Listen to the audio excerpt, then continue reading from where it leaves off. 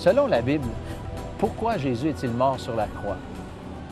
Bien que notre société ait un arrière-plan chrétien, il y a plusieurs réponses qui nous sont apportées lorsqu'on pose la question.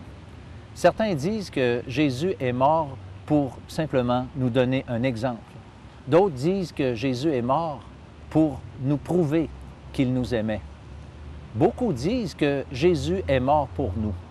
En fait, ça, c'est une réponse biblique. Mais que veut dire Jésus est mort pour nous? Il y a beaucoup de gens qui disent ça, mais qui ne savent pas qu'est-ce que ça veut dire. Eh bien, j'aimerais utiliser un texte de l'Ancien Testament qui va nous démontrer, en fait, des extraits de texte d'un chapitre qui va nous démontrer que la mort de Jésus en est une dite substitutive, c'est-à-dire une mort de remplacement. La lecture que je vous suggère, ce sont des extraits du chapitre 53 du livre d'Ésaïe. « Mais il était blessé pour nos péchés, brisé pour nos iniquités. Le châtiment qui nous donne la paix est tombé sur lui. » Verset 5. « Et l'Éternel a fait retomber sur lui l'iniquité de nous tous. » Le verset 6. « Frappé pour les péchés de mon peuple. » Le verset 8. « Parce qu'il a porté les péchés de beaucoup d'hommes. » Verset 12.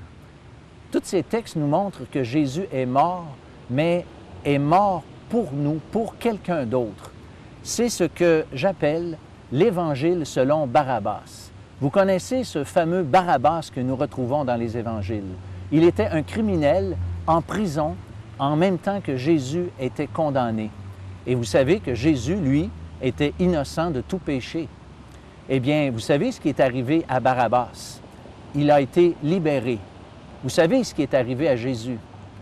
Ils l'ont condamné et crucifié. En fait, cela est une image extraordinaire de ce qui s'est passé en vérité à la croix. C'est marqué que l'Éternel a fait retomber sur lui l'iniquité de nous tous.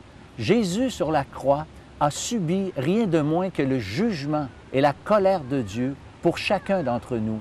Voilà pourquoi Jésus est mort sur la croix, à ma place, à votre place.